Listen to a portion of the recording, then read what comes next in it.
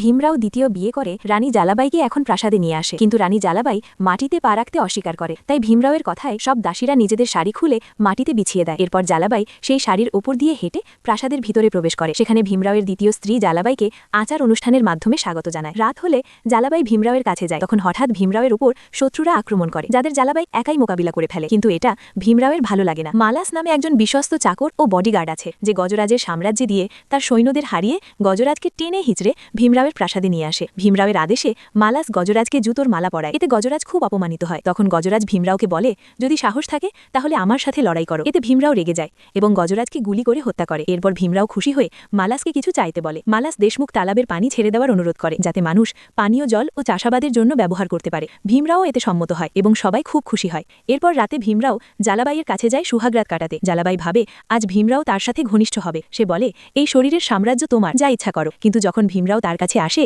তখন হঠাৎ তাকে ধাক্কা দিয়ে দূরে সরিয়ে দেয়। জালাবাই অবাক হয়ে জিজ্ঞেস করে, কি হয়েছে? ভীমরাও বলে, তুমি আসল নারী নও, তোমার মধ্যে নারীর লজ্জা বা ভয় নেই। আমি সেই নারীদের পছন্দ করি যারা ভয়ে কাঁপে। এই কথা বলে ভীমরাও তার প্রথম রানীর কাছে চলে যায় এবং তার সাথে সময় কাটায়। আর এদিকে জালাবাই একা হয়ে নিজেকে আয়নায় দেখতে থাকে। পরে সে বাইরে গিয়ে গ্রামের লোকদের নাচ দেখতে থাকে এবং নিজেও নাচে যোগ দেয়। তখন দাসীরা এসে বলে, আজ সে খুব সুন্দর লাগছে। জালাবাই তখন মালাসকে দেখে এবং তার প্রতি আকৃষ্ট হয়ে পড়ে। সে জানতে চায় মালাসের বিয়ে হয়েছে কিনা। দাসীরা না বললে জালাবাই বলে, এখন সে আমার খুব পছন্দ হয়েছে। এভাবে জালাবাই মালাসের প্রতি আকৃষ্ট হয়ে পড়ে আর ভীমরাও জঙ্গলের এক মেয়ের প্রতি পাগল হয়ে যায়। ভীমরাওয়ের প্রথম রানীকে জিজ্ঞেস করলে কর্ণম বলে, আরেকজন রানী আসতে চলেছে। এরপর ভীমরাও আবার জঙ্গলে যায় এবং সেই মেয়েটির কল্পনায় ঘুরে বেড়ায়। এদিকে জালাবাই সাজগোজ করে বিছানায় শুয়ে মালাসের অপেক্ষা করতে থাকে। সে দাসীদের পাঠায় মালাসকে ডেকে আনতে, কিন্তু মালাস আসতে অস্বীকার করে। তখন জালাবাই রেগে গিয়ে বন্দুক নিয়ে নিজেই মালাসের কাছে যায় এবং তাকে জোর করে নিজের কাছে নিয়ে আসে। ওদিকে ভীমরাও ফিরে এসেছে এবং কর্ণম তাকে জালাবাই ও মালাসের ব্যাপারে জানায়, কিন্তু ভীমরাও বিষয়টি উপেক্ষা করে। জালাবাই নিজের ইচ্ছা পূরণ করতে চায় এবং মালাসকে কাপড় খুলতে বলে।